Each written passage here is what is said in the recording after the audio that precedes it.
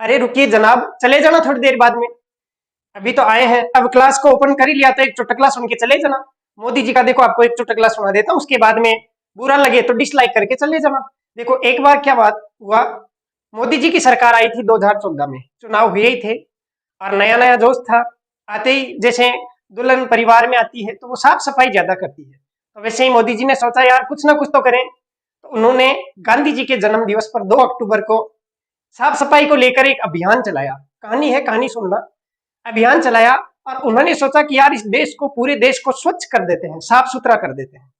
उन्होंने सोचा यार अभी सरकार आई है 2019 तक तो रहेगी, तो कम से कम 5 साल तक तो अपन इस कार्य को बड़े जोर शोर से करेंगे। तो 5 साल तक उन्होंने ऐसा कुछ किया। फिर दोबारा ये हुआ कि दोबारा सरकार आ गई, तो उनको लगा कि 2024-25 तक तो है ही। 2024-25 तक उन्होंने एक प्लान और सोच लिया, 2 प्लान उन्होंने सोच लिए। अब उन्होंने देखो सबसे पहले क्या किया, जैसे आपने एक चुटकुला सुना होगा कि अगर मेरी सरकार आई तो घर घर को शौचालय बना देंगे, तो वही चीज उन्होंने करी। घर घर में शौचालय बनाने के लिए कुछ रुपए का प्रावधान किया। तो लोगों के 12 बज गई कि यार ये क्या होगा, तो घर घर में शौचालय बन जाएंगे तो दुर्गंध आएगी। तो लोगों ने क्या किया, उस योजना का खूब फायदा उठाया और 12,000 रुपए प्रति परिवार के हिसाब से अपने अकाउंट में मंगवा लिए। लेकिन मोदी जी होशियार थे, सबको नहीं दिया, कहा जो बीपीएल होगा उसको देंगे। तो जो एपीएल वाले थे वो नाराज हो गए, वो कहने लगे कि हमें भी चाहिए। तो उन्होंने शर्त रख दी कि सबको नहीं मिलेगा, एससी एसटी वालों को मिलेगा। उसके बाद में जो महिलाएं हैं परिवार की मुखिया, उनको मिलेगा। अब क्यों मिलेगा, देखो इसमें एक कहानी है, रोचक कहानी है। मान लीजिए किसी के पास में छोटा खेत है, आपकी मूवी देखी हुई है लोटा पार्टी सिस्टम, तो छोटे खेत वालों की दिक्कत आएगी, मध्यम खेत वालों की दिक्कत आएगी, और ऐसे मजदूर जिनके पास में खेत है ही नहीं, भूमिहीन है, उनकी दिक्कत आएगी। जो परिवार में मुखिया महिलाएं हैं उनकी दिक्कत आएगी। उन सब के लिए भी इस योजना में प्रावधान कर दिया कि आपके घर में भी शौचालय बना देंगे। उसके बाद में सोचा यार खेतों वालों के तो चल जाएगा काम, गांव के लिए भी कुछ करें। तो गांव में तो बड़ा शौचालय चाहिए, तो गांव के लिए बड़ा शौचालय 3 लाख रुपए की लागत वाला बनाने की कोशिश करी। उसमें हुआ ये कि इतने पैसे कहां से आएंगे, तो 15वां वित्त आयोग आया, उसने कहा भाई 30% तो हम देंगे, बाकी बच्चे मोदी जी दे देंगे 70%, क्योंकि 70 साल से ऊपर के हो चुके हैं तो 70% वो दे देंगे। उसके बाद में तीसरा मिशन ये आया कि चलो ये कार्य तो हो जाएगा, उसके बाद में लोग कचरा कहाँ पे डालेंगे। तो लोगों ने कचरा डालना शुरू कर दिया। तो उन्होंने सोचा यार इस कचरे का भी कुछ ना कुछ तो करें, इससे या तो बिजली बनाए या इसका प्रबंधन करें कुछ ना कुछ।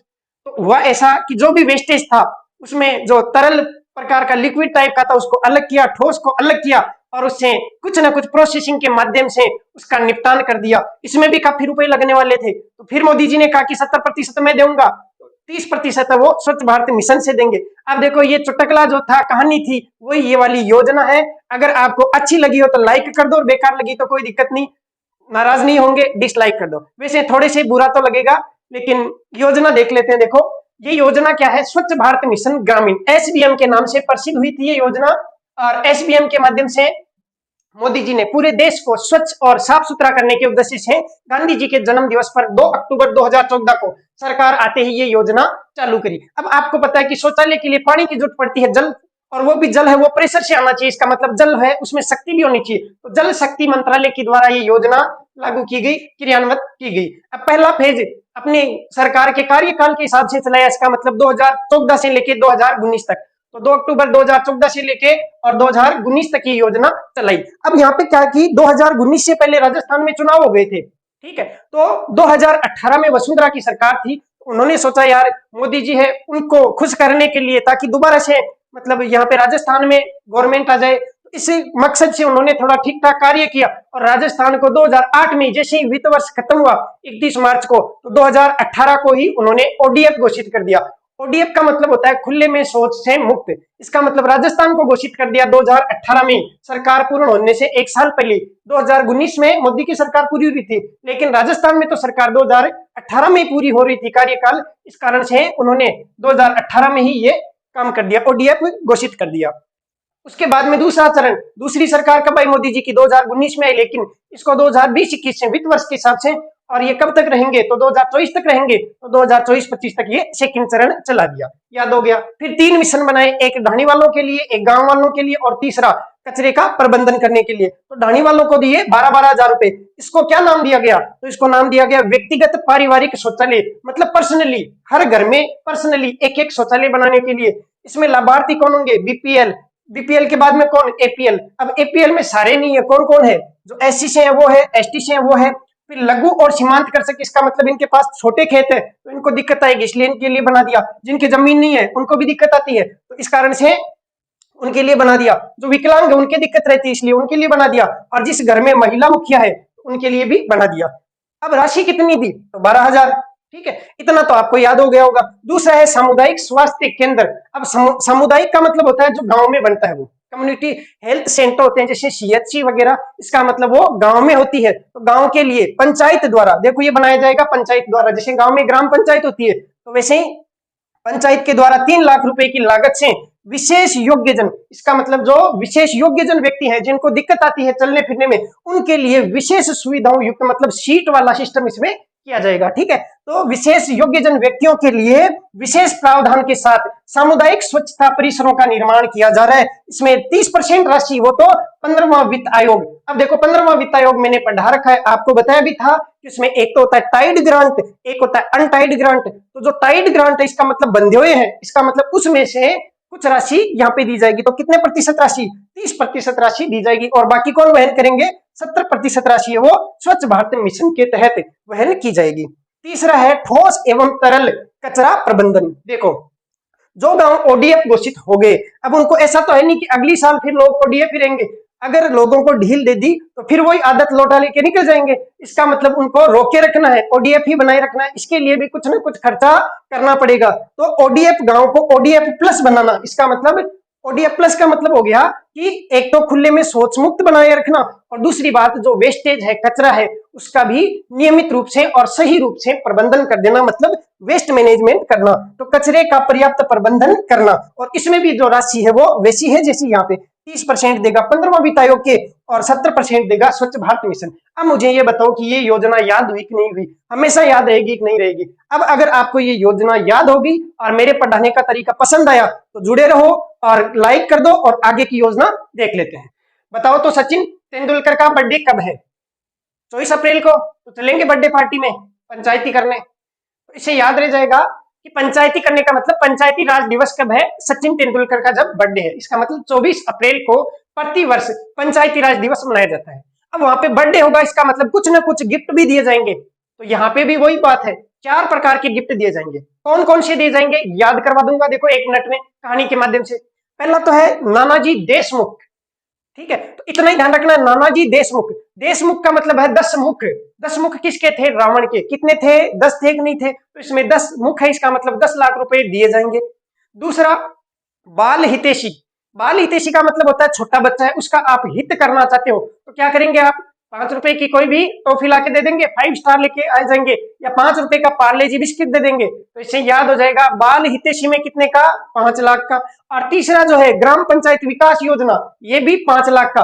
एक है पंडित दीनदयाल उपाध्याय पंचायत सशक्तिकरण पुरस्कार। दीनदयाल उपाध्याय है, ये तो बड़ा नाम है, बड़े व्यक्ति हैं, इसका मतलब इसमें राशि ज्यादा होगी, फिक्स नहीं है। इस बार तो 7 लाख रुपए दिए गए थे, लेकिन अगली बार जब 24 अप्रैल 2023 को ये पुरस्कार वितरण किए जाएंगे तो उस दिन में अलग से आपको क्लास बना के इसकी राशि बता दूंगा, और कौन सी ग्राम पंचायतों को मिलती है वो भी बता दूंगा। अब देखो जल्दी से रिवाइज कर लेते हैं, आपको 100% याद हो जाएंगे, कभी भी आप भूल नहीं पाएंगे। एक बार देखना, पंचायत पुरस्कार, तो भारत सरकार द्वारा यह योजना 2010-11 में शुरू की गई थी। कैसे याद रहेगा, क्योंकि इसमें देखो 10 मुख वाला है ना, इसका मतलब 10 लाख रुपए से अपन शुरुआत कर रहे हैं, तो ये 10-11 में योजना शुरू हुई थी। और कब दिया जाता है, तो जब पंचायती राज का कोई दिवस हो तभी तो देंगे। तो पंचायत राज विभाग अपन पढ़ रहे हैं, क्योंकि अपन ने यहाँ पे चर्चा अपन कर रहे हैं पंचायती राज में। तो पंचायती राज दिवस कब होता है, 24 अप्रैल को होता है, सचिन तेंदुलकर के बर्थडे वाले दिन। तो इस दिन कौन देगा, तो पंचायती राज मंत्रालय देगा, क्योंकि जो सबसे बड़ी मिनिस्ट्री है पंचायती राज की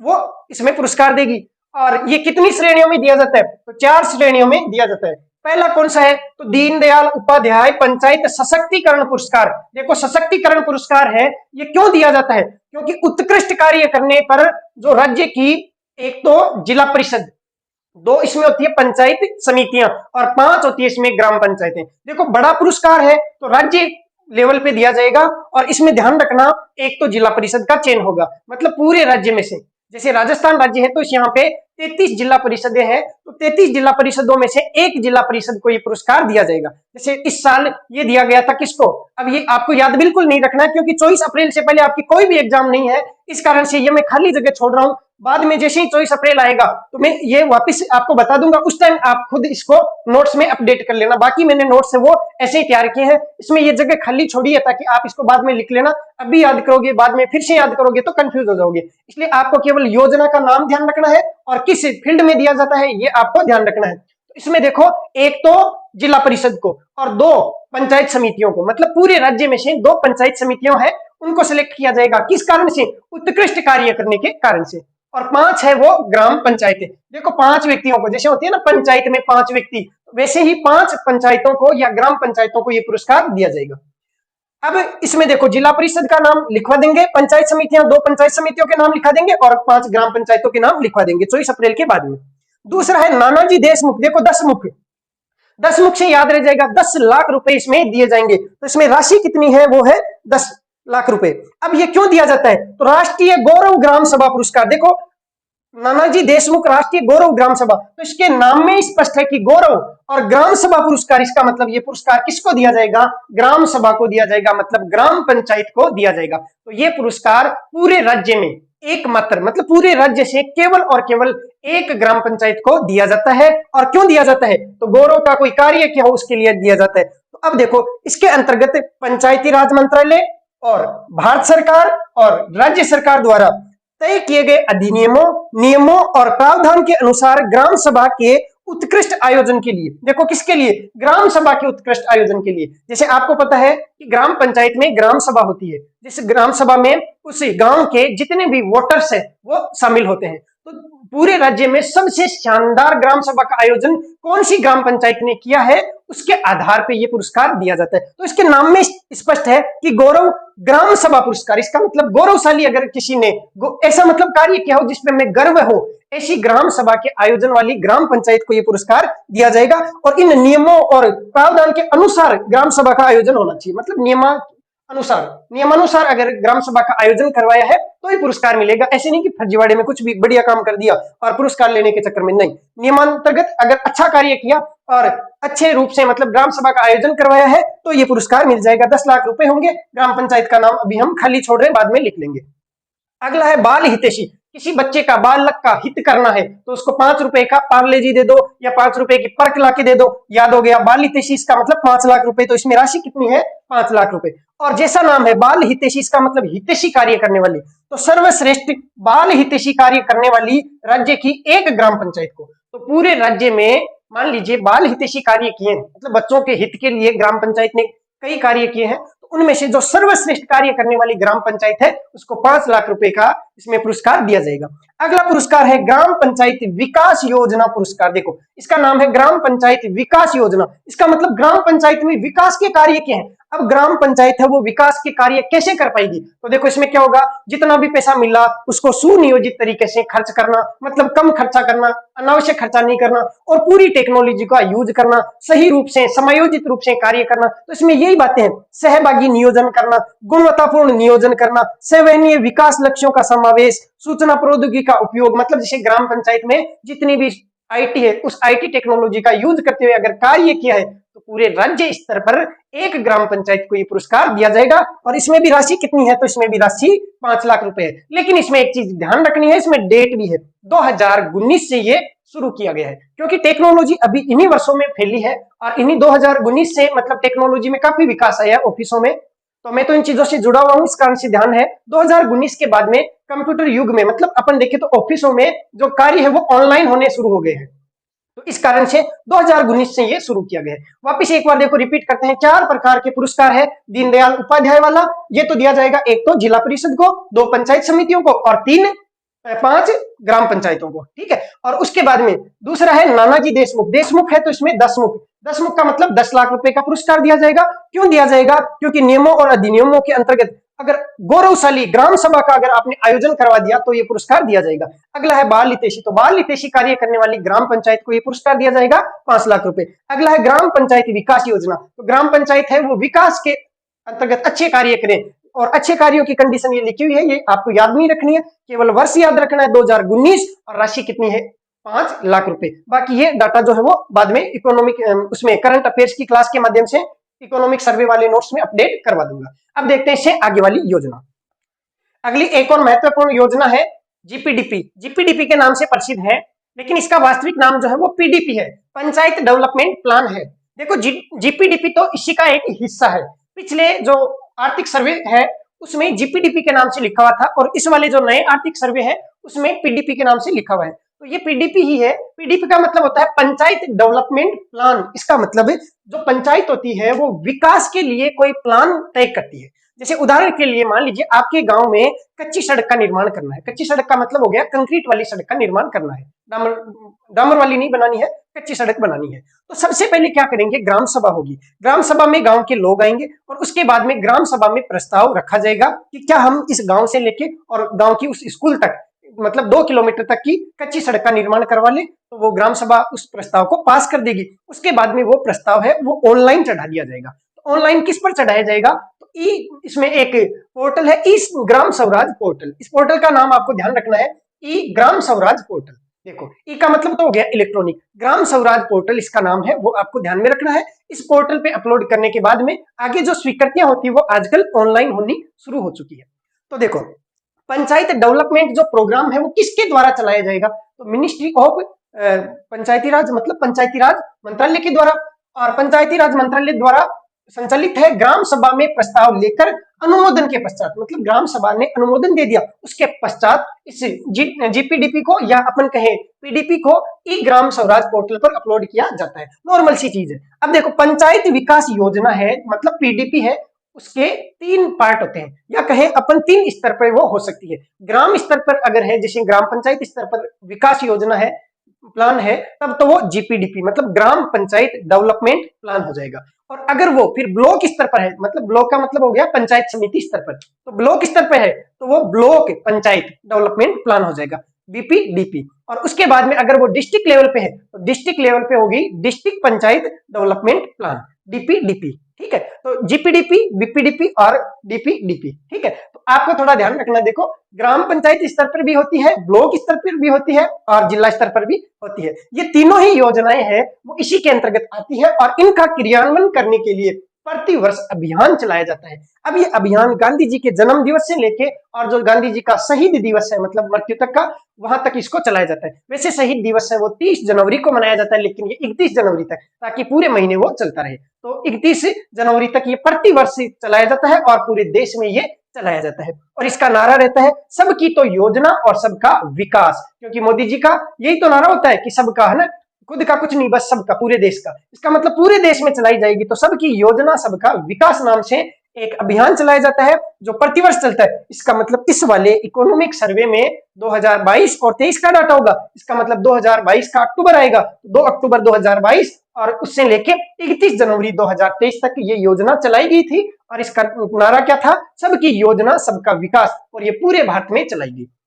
अब देखो वहां पे बीजेपी की सरकार और यहाँ पे कांग्रेस की सरकार, तो जचेगी तो नहीं बात। तो अपन क्या कहेंगे, हम तो हमारी योजना चलाएंगे। तो अपन सबकी योजना नहीं, अपन कहेंगे आपनी तो योजना और आपनी उनसे विकास। इसका मतलब ये एक निर्देशिका जारी कर दी, किसने, राज्य सरकार ने। तो राजस्थान सरकार की जीपीडीपी हेतु निर्देशिका है, ये एक किताब है, निर्देशिका है, उसमें लिखा हुआ था आपनो विकास और अपनी ही योजना। तो ठीक है, अपनी योजना अपनो विकास। तो ये सारी चीजें आपको याद हो गई होगी। पंचायत विकास योजना, इसका मतलब पंचायत में कोई भी विकास कार्य करना है तो कैसे करना है। ग्राम सभा सबसे पहले उस कार्य को सिलेक्ट करेगी, उसके बाद में प्रस्ताव को अनुमोदन मिल जाएगा, उसके बाद में उसको ई ग्राम स्वराज पोर्टल पे अपलोड कर दिया जाएगा। उसके बाद में आगे की स्वीकृतियां हैं, वित्तीय स्वीकृतियां हैं, टेक्निकल स्वीकृतियां हैं, वो सारी ऑनलाइन हो जाएगी। अब जीपी जो पीडीपी है उसमें 3 चीजें आती है, ग्राम पंचायत, फिर ब्लॉक स्तर पे और डिस्ट्रिक्ट लेवल पे। ठीक है, ये तीनों। और इनके क्रियान्वयन के लिए प्रति वर्ष अभियान चलाया जाता है, गांधी जी के जन्म से लेके शहीद दिवस के अगले दिन तक। ठीक है, तो ये डेट भी आपको ध्यान रखनी है। सबकी योजना सबको विकास, आपने जच्चे को नहीं, अपने का आपनी तो होनी चाहिए योजना और आपनी होनी चाहिए विकास। ठीक है, अब पढ़ते हैं अगली योजना। अगली योजना है स्वामित्व योजना। देखो स्वामित्व कब मिलता है, जब कोई आदमी किसी चीज का पट्टा करवा ले। जैसे आप भी कहते हैं ना, बस में मान लीजिए किसी ने स्वामित्व कर लिया, वहां पे कुछ रख दिया, जैसे रुमाल रख दी और शीट रोक दी, आप कहते हैं कि आपने रुमाल रखे, कोई पट्टा थोड़ी करवा लिया। तो वैसे ही स्वामित्व कब मिलता है, जब आदमी पट्टा करवा लेता है। इसका मतलब ये पट्टे वितरण के लिए योजना चलाई गई थी। अब ये योजना पट्टे वितरण के लिए चलाई गई है, तो पट्टा वितरण करने के लिए एक विभाग तो इसमें हो नहीं सकता, क्योंकि इसमें राजस्व विभाग की भी जरूरत पड़ेगी। राजस्व विभाग में पटवारी, गिरदावर, नायब तहसीलदार, तहसीलदार ये सारे आ जाते हैं। तो पटवारी से नक्शा भी लेना पड़ेगा, उसके बाद में तो वहां पे मतलब पट्टे का वितरण होगा, भाई चिन्हित करना पड़ेगा कि कौन सी जगह है वो आबादी में है या नहीं है। अब आजकल क्या हो गया, डिजिटल जमाना हो गया, तो डिजिटल जमाने में डायरेक्ट ड्रोन के माध्यम से या कहें कि सैटेलाइट के माध्यम से नक्शा ले लिया जाता है और आबादी को चिन्हित कर लिया जाता है। तो इसके लिए एक अलग से विभाग है, भारतीय सर्वेक्षण विभाग, तो उसकी भी जरूरत पड़ेगी। और ये सारी योजनाएं पंचायती राज विभाग की है, इस कारण से पंचायती राज विभाग की भी जरूरत पड़ेगी। तो ये तीन विभाग मिलके पट्टे जारी करते हैं। अब आप ऐसे याद रख लेना कि 20-20 रुपए में सबको पट्टे दे रहे थे। तो 2020 मतलब 2020 में ये योजना शुरू हुई थी और 24 अप्रैल को पंचायती राज दिवस के उपलक्ष्य में ये योजना शुरू हुई थी। तो चलिए देख लेते हैं। देखो, स्वामित्व योजना, तो नाम से स्पष्ट है, स्वामित्व का मतलब पट्टा वितरण योजना। तो शुरुआत हुई 24 अप्रैल 2020 से। इसमें क्रियान्वयन के लिए तीन विभाग है, पंचायती राज विभाग, भारतीय सर्वेक्षण विभाग और हमारे वाला विभाग राजस्व विभाग। अब देखो, ये जो भारतीय सर्वेक्षण विभाग है ये क्या करता है, ये डिजिटल नक्शा तैयार करता है, किसके माध्यम से, सैटेलाइट या फिर ड्रोन के माध्यम से, और फिर ये डिजिटल नक्शा प्रोवाइड करवाता है ग्राम पंचायत को, और ग्राम पंचायत प्रोवाइड करवा देती है लाभार्थी को पट्टा। ठीक है, और उसके बाद में फोटो खींच के दूसरे दिन अखबार में आ जाता है कि ग्राम पंचायत ने 70 पट्टों का वितरण किया कल वाले कैंप में। ठीक है, उसके बाद में अगली योजना है राष्ट्रीय ग्राम स्वराज अभियान। राष्ट्रीय इसका मतलब नेशनल स्तर की है, राष्ट्रीय स्तर की है, इसका मतलब इसका क्रियान्वयन कौन करेगा, वही विभाग जाना पहचाना पंचायती राज मंत्रालय, ये इसका क्रियान्वयन करेगा। ये योजना शुरू कब हुई थी, तो ये 2018-19 में योजना शुरू हुई थी। अब राष्ट्रीय स्तर की है, तो देखो क्या हुआ कि जब 2019 में कार्यकाल पूर्ण होने वाला था केंद्र सरकार का, तब उसने ये लास्ट में योजना लागू की थी और सोचा थोड़े दिन के लिए एक बार इसको योजना को लागू करके देखते हैं। तो 31 मार्च 2022 तक, मतलब पिछले साल तक ये योजना लागू थी। उसके बाद में इसका कार्यकाल खत्म हो गया, तो बाद में इसका नाम चेंज करके इसमें एक चीज जोड़ दी, पुनरुत्थान राष्ट्रीय ग्राम स्वराज अभियान। तो देखो, पुनरुत्थान राष्ट्रीय ग्राम स्वराज अभियान के नाम से ये योजना वापिस संचालित कर दी और इसकी अवधि बढ़ा दी। अब अवधि कितनी बढ़ाई, तो 22 में 4 साल और जोड़ दिए, क्योंकि वैसे भी 24 में सरकार का कार्यकाल पूरा हो रहा है, तो दो साल के लिए तो बढ़ाएं क्या, तो 4 साल के लिए बढ़ा दिया। तो 31 मार्च 2026 तक के लिए ये योजना क्रियान्वित की जाएगी। अब इसमें क्या होगा, राष्ट्रीय ग्राम स्वराज, इसका मतलब गांव में कुछ स्वराज, मतलब ऐसा कार्य करें कि राज मतलब लोगों का खुद का जैसा राज हो जाए। तो खुद के जैसा राज कब होगा, जब गांव में जो कार्मिक लगे हुए हैं और जो गांव के चुने हुए प्रतिनिधि है वो काम करेंगे, तभी तो लोगों का राज आएगा। इस स्वराज की जो योजना है वो कब सही होगी या कब साकार होगी, जब सरकारी कार्मिक काम करेंगे और जो चुने हुए जनप्रतिनिधि है वो काम करेंगे। अब ये काम कैसे करेंगे, तो इनकी जो क्षमता है उसमें वर्धन करना, क्षमता बढ़ाना और इनको प्रशिक्षण देने का कार्य किया जाता है। तो पंचायती राज संस्थाओं को सुदृढ़ करने हेतु एवं चुने हुए जनप्रतिनिधियों एवं पंचायत के कार्मिकों के क्षमता वर्धन एवं प्रशिक्षण हेतु ये केंद्र प्रवर्तित योजना है। देखो, केंद्र प्रवर्तित योजना का मतलब होता है सेंट्रल स्पॉन्सर्ड योजना या कहें केंद्र प्रायोजित योजना। इसका मतलब कुछ पैसा इसमें केंद्र देगा। अब कितना देगा, तो वही 60-40 का रेशियो है, केंद्र देगा 60% और बाकी 40% है वो राज्य देगा। तो ये योजना भी खत्म होगी। इसके बाद में अगली योजना देख लेते हैं। अगला है विलेज मास्टर प्लान। देखो, विलेज मास्टर, तो इसको ऐसे याद रखना है, किसी विलेज में मास्टर जी की पोस्टिंग हो गई, किसी टीचर की पोस्टिंग हो गई, तो टीचर सोचता है कि अब तो इस गांव में 30 साल तक, आने वाले 30 साल तक मौज करेंगे। तो 2020 में मान लीजिए उनकी पोस्टिंग हुई है, तो 30 साल जोड़ेंगे तो 2050 तक वो प्लानिंग कर लेंगे कि मुझे 30 साल नौकरी करनी है, इतने पैसे बचाऊंगा, इसका घर बना लूंगा, प्लॉट खरीद लूंगा, है ना। तो वो प्लान कर लेता है, विलेज में मास्टर जी है वो प्लान करते हैं कितनी साल के लिए, 30 साल के लिए और 2050 के लिए। बस यही योजना है। इसमें क्या होता है, देखो, विलेज में कोई भी डेवलपमेंट करना है तो वो आगामी 30 वर्षों की आवश्यकताओं को ध्यान में रखते हुए उसमें डेवलपमेंट का कार्य करना है। और वही प्रोसेस है, कोई भी कार्य करना है तो सबसे पहले जो ग्राम पंचायत होती है, वो ग्राम पंचायत सबसे पहले कार्यों को सिलेक्ट करती है। उसके बाद में कार्यों को सिलेक्ट करने के बाद में अनुमोदन के लिए ग्राम सभा में प्रस्ताव रखती है, और जब ग्राम सभा प्रस्ताव को पास कर देती है तो उसको ई स्वराज पोर्टल पे अपलोड कर दिया जाता है। ठीक है, बस यही प्रोसेस है। तो आगामी 30 वर्षों हेतु 2050 की आवश्यकताओं को मद्देनजर रखते हुए विलेज मास्टर प्लान तैयार किया जाता है। और ये किन किन चीजों को ध्यान में रखते हुए, आगामी 30 वर्षों में शिक्षा, स्वास्थ्य, जनसंख्या विस्तार कितना हो जाएगा, खेल की क्या सुविधाएं होनी चाहिए, पार्क डेवलप कर रहे हैं तो वो 30 साल बाद तक काम में आ जाए। सरकारी भवन का निर्माण करना तो ऐसे नहीं कि केवल 1 साल यूज के लिए चाहिए तो सरकारी भवन का निर्माण नहीं करना, निर्माण करो तो वो लंबे समय तक काम में आए, ऐसा प्लान सोच के फिर कार्य करना है। जैसे सड़क का निर्माण है या अन्य कोई विकास कार्य करना है तो वो विलेज मास्टर प्लान के तहत कर सकते हैं। ठीक है, अब इसका संचालन कौन कर रहा है, तो ये इंपॉर्टेंट है भाई। इसमें 2 विभाग है। देखो, एक तो वो 3 विभाग वाला था पट्टे वाला, वो तो याद रह जाएगा। पट्टे के लिए एक तो फोटो खींचेगा ऊपर से तो भारतीय सर्वेक्षण विभाग, और पटवारी नकल देगा तो राजस्व विभाग, और पट्टा कौन देगा, ग्राम विकास अधिकारी देगा, इसका मतलब पंचायती राज विभाग। उसमें तो 3 विभाग थे और यहाँ पे इसमें कितने हैं, 2 विभाग है। ठीक है, 2 विभाग कौन कौन से, राजस्व विभाग और पंचायती राज विभाग। इसका मतलब इसमें पटवारी भी आएगा। क्यों आएगा पटवारी, क्योंकि मान लीजिए कहीं पे आपको पार्क का निर्माण करवाना है, आप पटवारी से नकल लेंगे, मतलब जो ग्राम सेवक वगैरह, ग्राम विकास अधिकारी है या फिर जो उनके कार्मिक है, वो पहले पटवारी से मतलब नकल लेंगे कि यहाँ पे सरकारी जमीन है या नहीं है। सरकारी जमीन होने के बाद में वो प्रस्ताव भिजवाएंगे कलेक्टर कार्यालय में और वहां से सैंक्शन वगैरह होती है। तो इसमें 2 विभाग, राजस्व विभाग और पंचायती राज विभाग, 2 का रोल है, इसलिए ये इंपॉर्टेंट है। ग्राम पंचायत प्लान तैयार करेगी, ग्राम सभा अनुमोदन करेगी और इसका अनुमोदन होने के बाद में ई ग्राम स्वराज पोर्टल पे अपलोड कर दिया जाएगा। बाद में आगे की स्वीकृतियां ऑनलाइन होती रहेगी।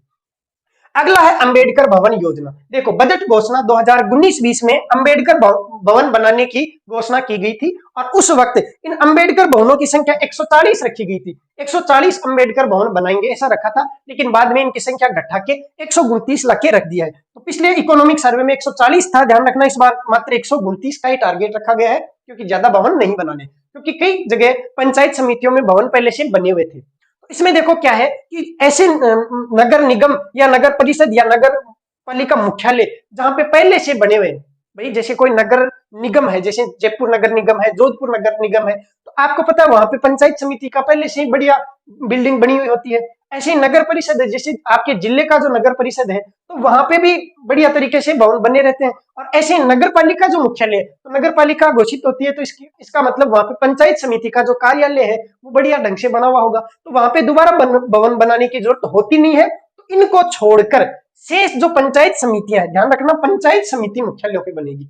तो बताओ राजस्थान में टोटल कितनी पंचायत समितियां हैं, 355 है। और बताओ ग्राम पंचायत कितनी है, तो 11,266 है। ये नए वाले इकोनॉमिक सर्वे के अनुसार है। और 33 क्या है, जिला परिषदें हैं। ठीक है, तो अब इसमें अंबेडकर भवन बनाने में कितने रुपए लगेंगे, तो आपको ही पता है भाई, आप बिल्डिंग बनाते हैं या घर बनाते हैं तो 50 लाख रुपए तो खर्च हो ही जाते हैं। तो इसमें 50 लाख रुपए प्रति भवन अनुमानित लागत इसकी रखी गई है। उसके बाद में वो जितना खर्च होते हैं खर्च कर देते हैं, बाकी बच्चा हुआ लौटा देते हैं। तो खर्च कितना करेंगे, वो करेंगे 49 लाख 49 लाख और फिर 99,990 रुपए, शेष राशि 10 रुपए वो लौटा दी जाएगी। ठीक है, ऐसे ही तो होते हैं सरकारी कार्य। ठीक है, अगली योजना पढ़ते हैं फिर। अगली योजना है प्रशासन गांव के संग अभियान 2021 के अंतर्गत फॉलो अप शिविर। देखो 2021 में प्रशासन गांव के संग अभियान लगाया गया था, इससे पहले भी ये अभियान लगाए जा चुके हैं। तो पिछली बार क्या हुआ कि ये अभियान था, तो इसमें खुद अभियान ना लगा के पिछली साल जो 2021 में अभियान में कुछ कार्य शेष रह गए थे या बाकी रह गए थे, उन बचे हुए कार्यों को निपटाने के लिए फॉलोअप शिविर रखा गया। देखो फॉलोअप का मतलब होता है उसको वापस से रिकॉल करना या दोबारा बुला के बातचीत करना, या फिर उसको मतलब फॉलोअप करना, मतलब निगरानी करना एक प्रकार से। तो जो कार्य बच गए थे उनको पूरा करने के लिए फॉलोअप शिविर लगाया गया। अब ये शिविर कब लगता है, तो आपने गांव में कई बार देखा होगा कि गांव में तहसीलदार आता है, एसडीएम आता है, पटवारी गिरदावर आते हैं और अन्य सभी विभागों के वहां पे कर्मचारी आते हैं। और उसके बाद में आपको जो भी कार्य करवाना है, जमीन के कागजों से संबंधित, नामांतरण से संबंधित या जन्म मृत्यु प्रमाण पत्र या किसी भी, जैसे किसी का नामांतरण गलत भरा गया है या नक्शे में कोई गड़बड़ है, तो वो सारे कार्य वहां पे संशोधित करके और उनको ठीक किया जाता है। मतलब जनता के कार्य खुद घर आके जनता करती है। इसी कारण से प्रशासन है वो गाँव के संग, इसका मतलब प्रशासन जिले से गांव में आ चुका है और गांव में आपका कार्य हो जाता है। तो इसमें देखो तहसीलदार वगैरह ही आते हैं, तो हमारी टीम जब आती है, इसका मतलब राजस्व विभाग इसमें मुख्य रूप से भूमिका अदा करता है। तो राजस्व विभाग द्वारा ये कार्य किए जाते हैं प्रशासन गांव के संग।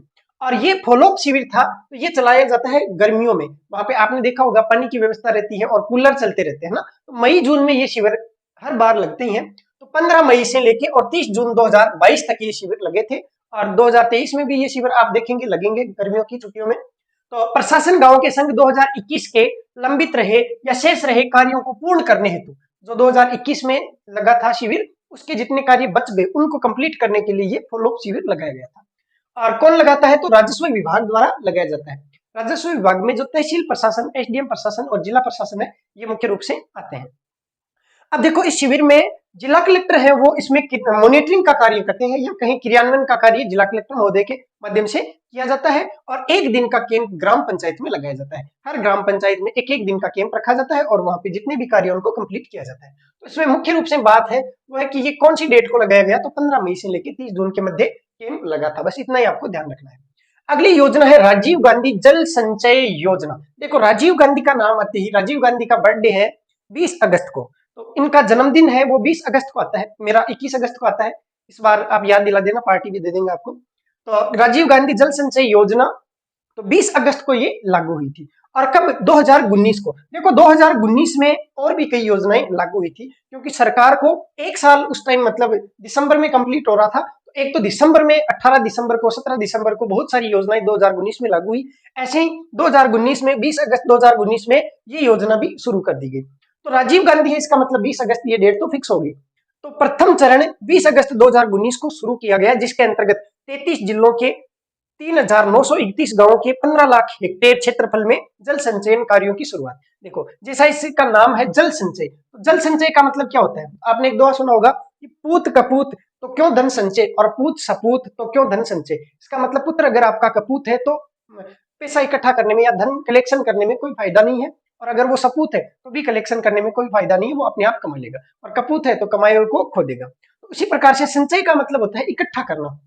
तो जल संचय का मतलब हो गया, आप समझ पा रहे होंगे कि जल को इकट्ठा करना, इसका मतलब बारिश का जो जल है उसका संचयन करना, और जो मतलब भूमिगत जल है उसका संरक्षण करना, और फिर अन्य जो मतलब जल से संबंधित जितने भी कार्य है, जैसे लिखा गया है वर्षा जल संचयन करना, जल का संरक्षण करना और उपलब्ध जल स्रोतों का विवेकपूर्ण उपयोग करना। मतलब जितना पानी है उसको विवेकपूर्ण ढंग से यूज करना और उसका संरक्षण भी करना और संचयन भी करना, ये इसके अंतर्गत आते हैं। तो सबसे पहले जो चरण फर्स्ट था उसमें 4000 गांव का लक्ष्य लिया गया था। पिछले वाले सर्वे में आपको 4000 गांव मिलेगा, लेकिन उस लक्ष्य को बाद में वो पूरा हुआ नहीं, उसको कम करके फिर 3,931 गांव ही कर दिए गए। तो इस बार वाले सर्वे में ये लिखा है कि फेज फर्स्ट में 3,931 गांवों का चयन किया गया था और लक्ष्य रखा कि 15 लाख हेक्टेयर क्षेत्रफल में जन संचयन कार्यों की शुरुआत करी जाएगी। और उसके बाद में फेज सेकंड चालू हुआ।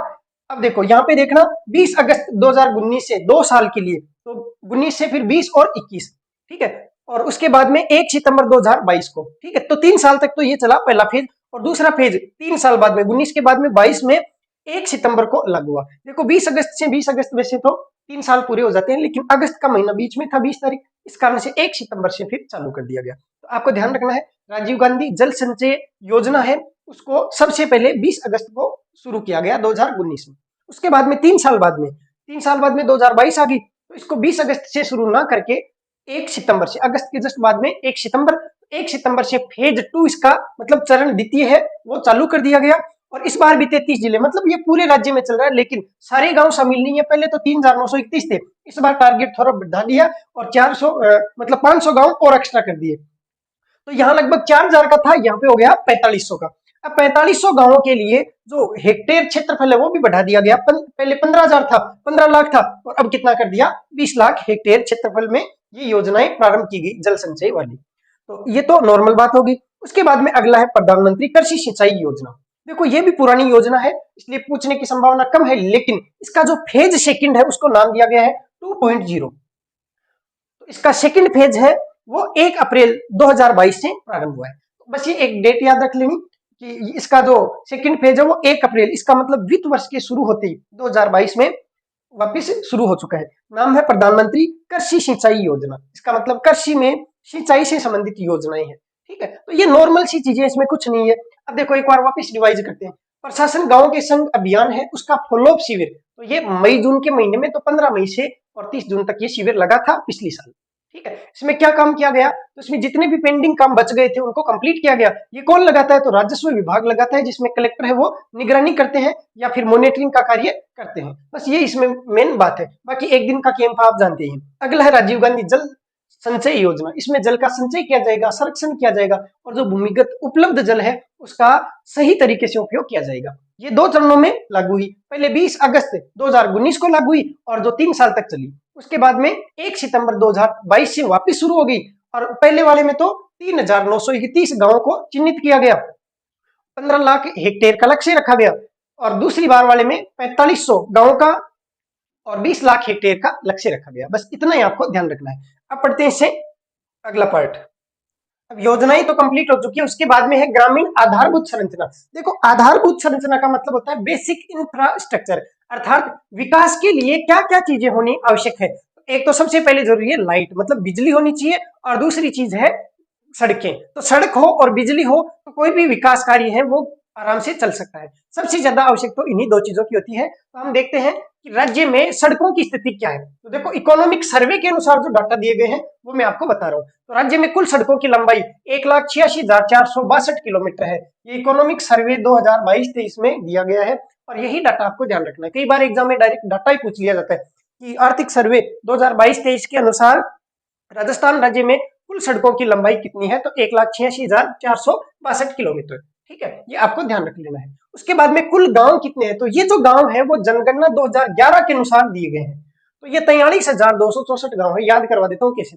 मैंने आपको एक चीज बताई थी, 33, 55 और 66, 3 3 5 5 6 6। ये 33 तो थी जिला परिषद, ये 55 क्या थी, तो 355 थी पंचायत समिति, और उसके बाद में गांव कितने थे, तो 11,000 और 266 थे। तो ये 11,266 ये क्या थे, ग्राम पंचायत, ये ग्राम पंचायत थी। अब देखो मैंने आपको एक चीज भी बताई कि ग्राम पंचायत में 3 4 5 गांव शामिल हो सकते हैं। तो अपन औसत माने एक ग्राम पंचायत में 4 गांव शामिल होते हैं। तो 11 का 4 गुना हो जाएगा, 11 चौके 44, 44 के आसपास। तो ये तो ध्यान रख लेना, 43,000 गांव हो गया। उसके बाद में देखो यहाँ पे 266 है ना, यहाँ पे 264 है, बस इतना ही फर्क है। यहाँ पे 11 क्या चौगुना करो 44, उससे एक कम है 43,000, और यहाँ 266 है तो यहाँ पे 264 है। बस इतना हिंट मिल जाएगा तो आप आराम से टिक कर दोगे क्योंकि ऑप्शन आएगा। ठीक है, तो ये तो है गांव किसके अनुसार, 2011 की जनगणना के अनुसार। अब एक चीज और, सड़कों से जुड़े गांवों का प्रतिशत कितना है, कितने प्रतिशत गांव ऐसे हैं जो सड़कों से जुड़े हैं। तो राजस्थान में सबसे अपन कहें जो व्यस्ततम सड़क है वो कौन सी NH है, तो NH 8 है, जो पुरानी NH 8 थी, दिल्ली से जयपुर फिर यहाँ अजमेर फिर उदयपुर होते हुए आगे की तरफ जो जाती है। तो सबसे व्यस्ततम थी NH 8, तो 8 ऐसे 2 बार लिखना, मतलब लगभग 88%।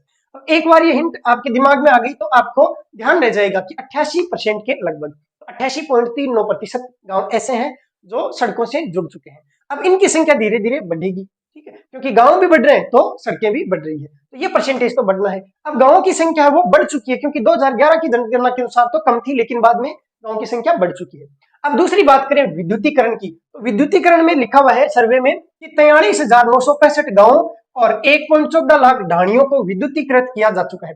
इससे पिछले वाले सर्वे में ये जो गांव की संख्या थी वो 43,264 से कम थी, 100 और कुछ थी। ठीक है, मतलब लगभग 99% अपन आइडिया लगा रहे थे, लेकिन यहाँ देखे तो जितने गांव है उनसे ज्यादा तो गांव है वो इलेक्ट्रिफाइड हो चुके हैं। इसका मतलब गांव की संख्या बढ़ चुकी है। वो पुरानी संख्या थी, ये लेटेस्ट संख्या है, इसका मतलब अब गांव की संख्या भी बढ़ चुकी है।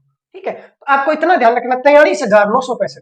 ठीक है, तो 11,000 का 4 गुना करें तो 44,000 होता है, उसके देखो आसपास ही है, 43,965 है। इतने गांव है वो इलेक्ट्रिफाइड मतलब विद्युतीकृत हो चुके हैं। और ढाणियां कितनी, तो 1.14 लाख, मतलब 1.14 लाख ढाणियां है, उनको विद्युतीकृत किया जा चुका है। उसके बाद में एक एजेंसी है, देखो रूडा। तो रूडा से आपको पता लग जाएगा, ऐसे याद रख लेना कि रूडा नाम का कोई आदमी है और वो आदमी खेती नहीं करता है, वो रूडा जो है वो कोई मजदूरी करता है।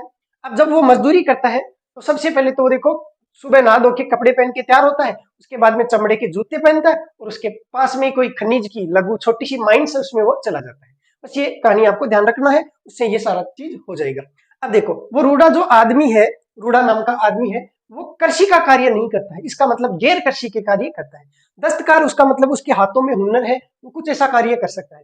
इसका मतलब ये जो रूडा एजेंसी है वो दस्तकारों को मतलब प्रोत्साहन देने के हिसाब से या उनकी क्षमता में वर्धन करना, या फिर कहें कि उनके रोजगार के जो अवसर है उनमें वृद्धि करने के लिए स्थापित की गई है। अब इसकी स्थापना है वो ज्यादा इंपॉर्टेंट है, वो नवंबर 1995 में की गई, क्योंकि राजस्थान सरकार द्वारा स्थापित है। तो ये आपको डेट याद रखनी है, सर्वे में दी गई है नवंबर 1995। तो नवंबर 1995 में रूडा का जन्म होता है। ऐसे आप याद रख लेना कि जो रूडा नाम का व्यक्ति है उसका जन्म है 1995 में होता है। तो आपकी एज के लगभग आसपास ही होगा वो, ठीक है। तो 1995 में उसका जन्म हुआ। तो स्थापना राज्य सरकार द्वारा। अब रूडा की फुल फॉर्म देख लेते हैं। देखो, rural non farm development agency. देखो, आर यू से तो हो गया रूरल, और फिर डी से डेवलपमेंट एजेंसी। आर यू का मतलब हो गया रूरल, फिर नॉन फार्म। इसमें देखो आर यू डी ए की फुल फॉर्म करेंगे तो थोड़ी सी आपको दिक्कत आएगी, इसलिए आपको याद रखना है रूरल नॉन फार्म, फिर डेवलपमेंट एजेंसी, मतलब ग्रामीण गैर कृषि विकास एजेंसी, ठीक है, रूडा। नहीं तो आपको रूडा डायरेक्ट याद ही रह जाएगा कि वो कृषि का कार्य करता नहीं है, ठीक है। तो गैर कृषि कार्यों के लिए, तो गैर कृषि क्षेत्रों में दस्तकार का मतलब होता है कोई मिस्त्री टाइप का, ठीक है। दस्तकार परिवारों को स्वरोजगार के अवसरों में बढ़ावा देने हेतु, मतलब स्वरोजगार, वो खुद का ही कोई रोजगार का जुगाड़ कर ले तो उसके अवसरों में बढ़ावा देने हेतु ये कार्य रूडा एजेंसी करती है, ठीक है। फिर लिखा है कि यह 3 उप क्षेत्रों के अंतर्गत अपनी गतिविधियां संचालित करता है। ये जो रूडा है वो 3 क्षेत्रों में, तो मैंने बताया था ना कि सुबह वो कपड़े पहनता है, इसका मतलब ऊन और कपड़ा।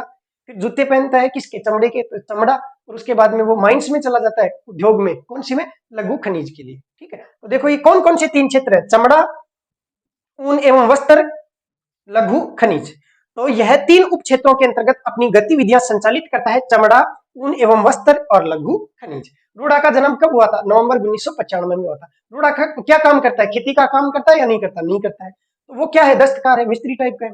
वो कौन से 3 क्षेत्रों में, उप क्षेत्रों में कार्य करता है, एक तो चमड़ा, एक ऊन और वस्त्र, और तीसरा लघु खनिज। ऐसे स्टोरी में अगर आप योजनाएं याद रखते हैं तो योजनाएं बिल्कुल याद हो जाती है। मुझे तो इसी प्रकार से ये याद रहती है, क्योंकि मैं हमेशा इनको कुछ ना कुछ स्टोरी से जोड़ लेता हूँ। अब देखो रूडा एक काम और करता है, रूडा जीआई टैग भी दिलवाता है। जैसे बीकानेरी भुजिया है, तो बीकानेरी भुजिया को जीआई टैग दिलवाया, किसने दिलवाया, रूडा ने।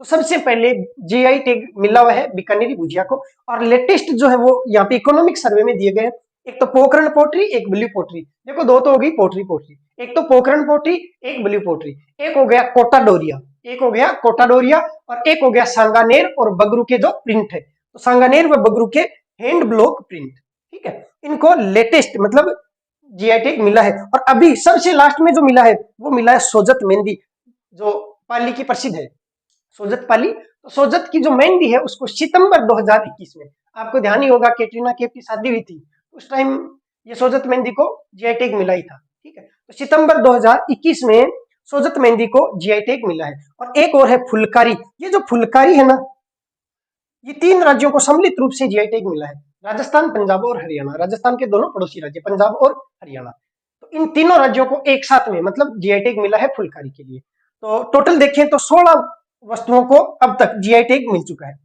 टोटल जो जीआई टैग है वो 16 को मिल चुका है। सबसे पहले किसको मिला, तो बीकानेरी भुजिया को। सबसे पहले अपन कोई मेहमान आता है तो उसको क्या खिलाते हैं, बीकानेरी भुजिया खिलाते हैं। इसका मतलब बीकानेरी भुजिया लेटेस्ट है। और लास्ट में जब दुल्हन को भेजते हैं तैयार करके तो मेहंदी हाथों में लगा के भेजते हैं, इसका मतलब सबसे लास्ट में किसको मिला है, तो सोजत मेहंदी को मिला है, और सितंबर 2021 में मिला है। इस प्रकार से जो चैप्टर 3 था वो आज समाप्त होता है, और हम अगली क्लास में पढ़ेंगे चैप्टर नंबर 4। अगर आपको ये क्लासें अच्छी लग रही है तो प्लीज अपने दोस्तों तक शेयर करके एक बार सहयोग करें। और बाद में मैं बार बार आपको ये आग्रह नहीं करूंगा, शुरुआत में देखो आपको थोड़ा सपोर्ट करने की जरूरत है। धन्यवाद।